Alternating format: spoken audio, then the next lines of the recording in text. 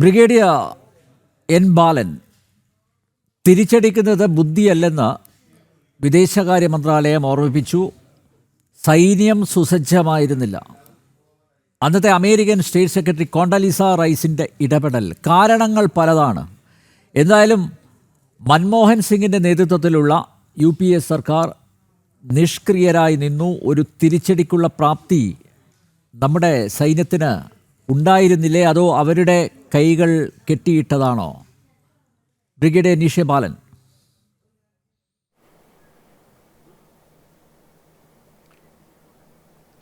സൈന്യം സജ്ജമായിരുന്നില്ല, അല്ലാതെ intelligence agencies warning കൊടുത്തില്ല, അതിൻ്റെ സജ്ജീകരണമൊന്നും ഇല്ലായിരുന്നുള്ള ഒരു വാദം പൊള്ളയാണെന്നാണ് എൻ്റെ അഭിപ്രായത്തിൽ.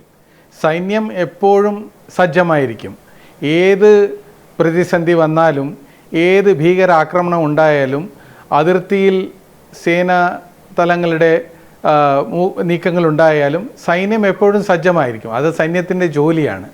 അത് സൈന്യത്തിന് അതിന് സജ്ജമായിരുന്നില്ല എന്നുള്ളത് തെറ്റായിട്ടുള്ള അല്ല ഒരു പൊള്ളായിട്ടുള്ള ഒരു വാദമായിട്ടാണ് എനിക്ക് തോന്നുന്നത്. ഏത് സമയത്ത് ഇതിനു മുമ്പും എത്ര യുദ്ധങ്ങൾ സൈന്യം ചെയ്തിട്ടുണ്ട്. 71, 65, പിന്നെ 47, 48, 62 യുദ്ധങ്ങൾ. എല്ലാത്തിലും സൈന്യം എപ്പോഴും സജ്ജമായിരിക്കണം. അത് സൈന്യത്തിൻ്റെ ഒരു കർത്തവ്യമാണ്. അപ്പോൾ സൈന്യം സജ്ജമല്ലായിരുന്നു എന്ന് സൈന്യത്തിൻ്റെ നേതാവ്, സൈന്യാധിപതി ആരെങ്കിലും പറഞ്ഞിരുന്നോ? ഇല്ല. പിന്നെ ഇൻ്റലിജൻസ് ഫെയിലിയർ ഉണ്ടായിരുന്നു എന്നുള്ള വസ്തുതയും അതിലും ആ വാദത്തിലും പൊള്ളയാണെന്നാണ് എൻ്റെ ഒരു അഭിപ്രായം. കാര്യം എന്തെന്നാൽ അതിനു മുമ്പ് അമേരിക്കൻ ഇൻ്റലിജൻസ് ഏജൻസികളും ഇന്ത്യൻ ഏജൻസികളും ഇന്ത്യക്ക് മുന്നറിയിപ്പ് നൽകിയിരുന്നു ഒരു ഭീകരാക്രമണം ഉണ്ടാകാൻ സാധ്യതയുണ്ടെന്നുള്ളത്. ഈ ഇൻ്റലിജൻസ് റിപ്പോർട്ടൊക്കെ വരുമ്പോൾ എന്നും പൂർണ്ണമായിട്ട് അത് എല്ലാം കൃത്യമായിട്ട് വരണമെന്നില്ല. എന്നിരുന്നാലും തയ്യാറെടുക്കാമായിരുന്നു. അതിനു മുമ്പ് നമ്മൾ ആ സമയത്തുണ്ടായിരുന്ന ടെററിസ്റ്റ് ആക്രമണങ്ങൾ 2008 തന്നെ ഒരു 6 സ്ഥലത്ത് ആക്രമണങ്ങൾ ഓൾറെഡി ഉണ്ടായിക്കഴിഞ്ഞിരുന്നു. ജയ്പൂരിലുണ്ടായിട്ടുണ്ടായിരുന്നു, ഡൽഹിയിലുണ്ടായിട്ടുണ്ടായിരുന്നു, വേറെയും പല സ്ഥലങ്ങളിലും ഉണ്ടായിട്ടുണ്ടായിരുന്നു. കുറേ ആളുകൾ 300-ൽ പരം ആളുകൾ മരിക്കുകയും ചെയ്തിരുന്നു. അത് 600ഓളം അടുത്ത ആളുകൾ ഇൻജേർഡ് ആയിട്ടുണ്ട്. അപ്പോൾ ഇങ്ങനെയുള്ള ഒരു സാഹചര്യം നിലനിൽക്കെ അതിന് വേണ്ട തയ്യാറെടുപ്പില്ലായിരുന്നു എന്നുള്ളത് പറയുന്നത് ഭോഷ്കാണ്. അത് തീരെ പൊള്ളത്തരമായിട്ടുള്ള ഒരു വാർത്തയാണ്. പിന്നെ രണ്ടാമത്തേതെന്ന് വെച്ചാൽ വിദേശ സമ്മർദ്ദം ഉണ്ടായിരുന്നു, അതുകൊണ്ടാണ് പ്രതികരിക്കാതിരുന്നത് എന്നുള്ളത് തീരുമാനമെടുത്തത് മിനിസ്ട്രി ഓഫ് എക്സ്റ്റേണൽ അഫെയർസിൻ്റെ ഉദ്യോഗസ്ഥരായിരുന്നു, അല്ലെങ്കിൽ MEA ആയിരുന്നെന്നാണ് ഒരു വാദം. അതിലും എനിക്ക് പറയാനുള്ളത് ഇങ്ങനെയല്ല. ക്യാബിനറ്റ് കമ്മിറ്റി ഓഫ് സെക്യൂരിറ്റി ഉണ്ട്. അതിനകത്ത് വിവിധ ഡിപ്പാർട്ട്മെൻറ്റിലുള്ള മന്ത്രിമാർ, പ്രതിരോധ വകുപ്പിൻ്റെത്, ആഭ്യന്തര വകുപ്പിൻ്റെത്, മിനിസ്ട്രി ഓഫ് എക്സ്റ്റേണൽ അഫെയർസ്, പ്രധാനമന്ത്രി, ഇവരെല്ലാവരും ഉണ്ട് ആ കമ്മിറ്റിയിൽ. അവർ ഇരുന്ന് നിർണയിച്ച് തീരുമാനമെടുക്കേണ്ടതാണ്. മാത്രമല്ല, നമ്മളിപ്പോൾ വസ്തുതകൾ പരിശോധിക്കുകയാണെങ്കിൽ ഈ ആക്രമണം ഉണ്ടായിട്ട് ഒരു 8 മണിക്കൂർ കഴിഞ്ഞിട്ടാണ് നാഷണൽ സെക്യൂരിറ്റി ഗാർഡിനെ ഇങ്ങോട്ട് അയക്കുന്നത് തന്നെ. ഈ ആക്രമണം വെറും 10 ടെററിസ്റ്റുകൾ 4 ദിവസം ബോംബെയിൽ തന്നെ നിന്ന് പല സ്ഥലങ്ങളിൽ 4 സ്ഥലങ്ങളിലായിട്ട് ആക്രമിച്ചിട്ട് വളരെയധികം ആളുകളെ കൊല്ലുകയുണ്ടായി. 160ഓളം ആളുകൾ ഈ അറ്റാക്കിൽ മരിച്ചുപോയി. അപ്പോൾ ആ സ്ഥിതിയിൽ തീരുമാനങ്ങളാണ് വേണ്ടത്. ആദ്യം സൈന്യത്തോടോ അല്ലെങ്കിൽ NSCയോടോ അവരെ സജ്ജമാക്കി എപ്പോഴും നിർത്തിയിട്ട് ആ സ്ഥലത്ത് എത്തിക്കേണ്ടതായിരുന്നു കടമ. അതിനുള്ള അമാന്തം കാരണം കുറേ അധികം നിരപരാധികൾ, നമ്മുടെ നാഗരികർ മരിക്കേണ്ടി വന്നു. അത് തീർച്ചയായും അതൊഴിവാക്കാനുള്ള ഒരു കാര്യമായിരുന്നു. സൈന്യം സജ്ജമല്ലായിരുന്നു, അല്ലെങ്കിൽ ഇൻ്റലിജൻസ് ഏജൻസീസ് സജ്ജമല്ലായിരുന്നു എന്നുള്ളതിൽ ഞാൻ തീർത്തും അതിന് യോജിക്കുന്നില്ല. ബ്രിഗേഡിയർ, അന്ന് യഥാർത്ഥത്തിൽ എന്താണ് സംഭവിച്ചത്? പ്രത്യാക്രമണം എന്തുകൊണ്ട് നടന്നില്ല? അത് ഞാൻ ആമുഖത്ത് ചൂണ്ടിക്കാണിച്ചതുപോലെ സർക്കാരിൻ്റെ നിസ്സംഗഭാവം അല്ലേ? ഇതിലൊന്നും കുഴപ്പമില്ല, അഡ്ജസ്റ്റ് ചെയ്ത് പോകാം എന്ന് കേന്ദ്ര സർക്കാർ തീരുമാനിച്ചു. അതുതന്നെയല്ലേ? അതിനിപ്പോൾ സൈന്യത്തെ കുറ്റപ്പെടുത്തുന്നു, അല്ലെങ്കിൽ വിദേശകാര്യ മന്ത്രാലയത്തെ കുറ്റപ്പെടുത്തുന്നു. അതല്ലേ ശരി? ബാഹ്യസമ്മർദ്ദമുണ്ടായിരുന്നു എന്ന കാര്യം ശരിയാണ്. ഇപ്പോൾ നോക്കൂ, സർജിക്കൽ സ്ട്രൈക്ക് നരേന്ദ്രമോദിയുടെ കാലത്ത് സർജിക്കൽ സ്ട്രൈക്ക് നടന്നു. ഉറിയിലെ സർജിക്കൽ സ്ട്രൈക്കൊക്കെ നമുക്ക് അറിയാം. അതുപോലെ പുൽവാമ അറ്റാക്ക്, അതിന് തിരിച്ചടി കൊടുത്തതൊക്കെ നമുക്ക് അറിയാം, നമ്മുടെ മുന്നിൽ ഉദാഹരണങ്ങളായിട്ടുണ്ട്. ആ ഒരു ആർജവം അന്നത്തെ കേന്ദ്ര സർക്കാർ കാണിച്ചില്ല എന്നല്ലേ മനസ്സിലാക്കേണ്ടത്? അതിന് സൈന്യത്തെ കുറ്റപ്പെടുത്തുന്നു, വിദേശകാര്യ മന്ത്രാലയത്തെ കുറ്റപ്പെടുത്തുന്നു.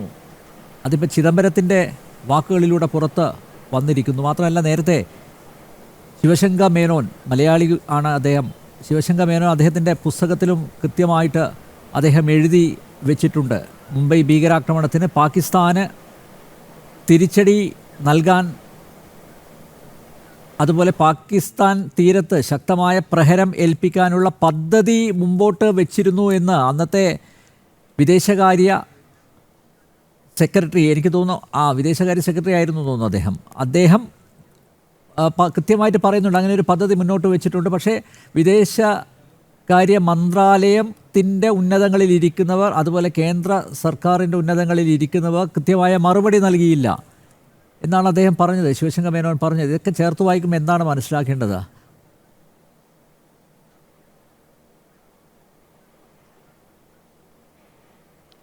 ഇതിനകത്ത് നമ്മളുടെ സുരക്ഷാ കാര്യങ്ങളിൽ ചില വരമ്പുകളും ചില വരകളൊക്കെ നമ്മൾ നിശ്ചയിക്കണം. അത് പൂർവ്വമായിട്ട് നിശ്ചയിച്ചിരിക്കണം. അതായത് ഇന്ന കാര്യങ്ങൾ ഉണ്ടാകുമ്പോൾ നമ്മൾ എങ്ങനെ പ്രതികരിക്കും എന്നുള്ളത് ആ സമയത്തെ തീരുമാനത്തേക്കാൾ മുമ്പ് തന്നെ അത് നിശ്ചിതമാക്കണം.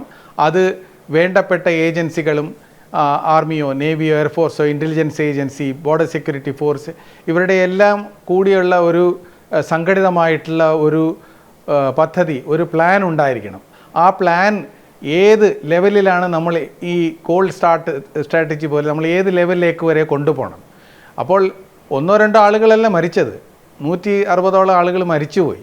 160ഓളം ആളുകൾ മരിച്ചിട്ട് എന്ത് പ്രതികരണമാണ് വേണ്ടത് എന്നുള്ളത് ഒരു തീരുമാനമെടുക്കണം, ഒരു ഉറച്ച തീരുമാനമെടുക്കുക. അതിനു മുമ്പും മരിച്ചിരുന്നു. 2008 ഇത് നവംബറിൽ നടന്ന കാര്യമാണ്, 26. അതിനു മുമ്പും ജയ്പൂരിലും ഡൽഹിയിലുള്ളൊക്കെ ആക്രമണത്തിൽ ആളുകൾ മരിച്ചിരുന്നു. അപ്പോൾ എന്താണ് നമ്മുടെ രാഷ്ട്രത്തിലുള്ള പൗരന്മാരുടെ ജീവിതത്തിന് ഒരു വിലയുണ്ടോ? നമ്മളൊരു വില കൽപ്പിക്കണം. 5 പേര് 4 പേര് അതിൽ കൂടുതൽ എന്തോ ഉണ്ടായിക്കഴിഞ്ഞാൽ നമ്മൾ അതിന് പ്രതികരണം തീർച്ചയായും ചെയ്യണം. നമ്മൾക്ക് അതിന് സൈന്യത്തിന് സജ്ജമല്ല, അതിനുള്ള കഴിവില്ലായിരുന്നു എന്ന് പറയുന്നത് തീർച്ചയായും തെറ്റാണ്. നമ്മളുടെ കയ്യിൽ അന്നും എയർഫോഴ്സും അന്നും ആർമിയുടെ ഘടകങ്ങളും എല്ലാവരും അതിർത്തിയിൽ തന്നെയുണ്ട്. അന്നും കാശ്മീരിൽ വളരെയധികം സൈന്യങ്ങളുള്ള എത്രയോ ഡിവിഷനുണ്ട്. അതിൻ്റെ കണക്ക് ഇപ്പോൾ കൃത്യമായിട്ട് ഞാൻ പറയുന്നില്ല. എന്നാലും ആവശ്യത്തിനുള്ള സജ്ജമായിട്ട് അതിർത്തിയിൽ സേന ഉണ്ടായിരുന്നു. എയർഫോഴ്സും നേവിയും എല്ലാം തയ്യാറായിരുന്നു. പക്ഷേ ഒരു തീരുമാനം എടുത്തിരുന്നെങ്കിൽ ഏത് തോതിലാണ് ആ തീരുമാനം എടുക്കേണ്ടത് എന്നുള്ളത് അത് രാഷ്ട്രനയമാണ് എടുക്കേണ്ടത്. ആ രാഷ്ട്രനയത്തിൻ്റെ അതില്ലാത്തത് കൊണ്ടായിരിക്കണം ഇങ്ങനെ ഒരു തീരുമാനം എടുക്കാതെ പോയത്. അത് കഴിഞ്ഞിട്ട് നമ്മൾ എന്താണ് പ്രതികരിച്ചത്? എന്താണ്? പാകിസ്ഥാനിലെ ഇൻ്റലിജൻസ് ചീഫിനെ നമ്മൾ വിളിക്കാൻ നോക്കി, അദ്ദേഹം വരാൻ വിസമ്മതിച്ചു. പിന്നെ തെളിവുകൾ നമ്മൾ വിദേശത്ത് കൊണ്ടുപോയി വിദേശ രാജ്യങ്ങൾക്ക് കാണിക്കുന്നു. നമ്മൾ വിദേശ രാജ്യങ്ങൾക്കല്ല തെളിവുകൾ കാണിക്കേണ്ടത്, നമ്മുടെ സ്വന്തം പൗരന്മാരും നമ്മുടെ സ്വന്തം രാഷ്ട്രത്തിനോടുമാണ് നമ്മൾക്ക് തെളിവുണ്ട്. ഒരു അജ്മൽ കസബിനെ നിയന്ത്രിക്കുന്നത് വിദേശത്ത് നിന്നാണ്. റാണ എന്ന് പറയുന്ന ഒരു ഓഫീസറായിരുന്നു അവരുടെ തലവൻ. എല്ലാം തെളിവുകളുണ്ടായിരുന്നു. അതിൻ്റെ വീഡിയോ ഓഡിയോ റെക്കോർഡിങ്സ് വരെ നമ്മളെല്ലാവരും കേട്ടതാണ്. ഇതിലപ്പുറം എന്താണ് തെളിവ് വേണ്ടത്? അപ്പോൾ ഇത് സുരക്ഷയുടെ കാര്യത്തിൽ ഒരു വീഴ്ച ഉണ്ടാകാൻ പാടില്ല. നമ്മൾ എത്ര അധികം ആഘാതം തിരിച്ചു കൊടുക്കും എന്നുള്ളത് നമ്മളെ ആക്രമിക്കാനുള്ള തയ്യാറെടുക്കുന്ന ടെററിസ്റ്റുകൾക്കും അതിനെ പിന്തുണയ്ക്കുന്ന രാഷ്ട്രങ്ങൾക്കും ഒരു പൂർണ്ണമായിട്ടുള്ള ഒരു ബോധം ഉണ്ടാക്കണം. ആ ഉണ്ടാക്കുന്നത് പ്രതികരണത്തിൽ കൂടിയാണ്. ഇത്രയും വലിയ സൈന്യത്തെയും ഇത്രയും വലിയ ഡിഫൻസ് ബജറ്റും നമ്മൾ ചിലവഴിക്കുന്നത് വെറുതെ ഇരുന്ന് താളം കൊട്ടാനൊന്നുമല്ല. ഇതിന് വേണ്ട കരുത്തും ഊർജവും എല്ലാം പട്ടാളത്തിന് അന്നും ഇന്നും ഉണ്ടായിരുന്നു. പട്ടാളത്തിന് വേണ്ടത് ഒരു നിർദ്ദേശം മാത്രമാണ്. പട്ടാളത്തിന് സ്വയം പോയി ആക്രമിക്കാൻ പറ്റില്ല. അതിനുവേണ്ടി ഒരു ജനാധിപത്യ രാജ്യത്തിൽ ജനാധിപത്യ നേതാക്കളാണ് തീരുമാനിക്കുന്നത് എന്താണ് ചെയ്യേണ്ടതെന്നുള്ളത്. ആ തീരുമാനം തീർച്ചയായും അത് സ്പഷ്ടമായിട്ട് കൊടുത്തിട്ടുണ്ടെങ്കിൽ തീർച്ചയായിട്ടും ഇതിലും വലിയ ആക്കാതെ എൻ്റെ ഇതിനകത്ത് ഒരു കറക്റ്റായിട്ടുള്ള ഒരു റെസ്പോൺസ്, ഒരു പ്രോപ്പർ ഒരു അറ്റാക്ക് നടത്തണമായിരുന്നു. ഇത് റെക്കമെൻഡ് ചെയ്തിട്ടുണ്ട്, ആ പുസ്തകത്തിൽ പറയുന്നുണ്ട് മുദ്രികയിൽ അറ്റാക്ക് ചെയ്യാൻ പറ്റും എന്നുള്ളത്. ആ ഒരു ഇതിനു മുമ്പും ഇന്ത്യൻ സൈന്യം അതിർത്തി കടന്ന് അകത്ത് കയറി ആക്രമിച്ചിട്ടുണ്ട്, പ്രത്യാക്രമണങ്ങൾ ചെയ്തിട്ടുണ്ട്. അപ്പോൾ അതിന് സജ്ജമായിരുന്നില്ല എന്ന് പറയുന്നത് വാസ്തവമല്ല. അത് ഒരു ഒഴിഞ്ഞുമാറലാണ്. കുറ്റം നമ്മളുടേതല്ല, നമ്മളുടെ പുറത്ത് നിന്ന് ഒഴിവാക്കിക്കൊണ്ട് വേറൊരാളുടെ പുറത്ത് ചാരുന്നതാണ്. അത് ഒരു നല്ല ഒരു കാര്യമല്ല രാജ്യത്തിന് എന്നാണ് എൻ്റെ വിശ്വാസം.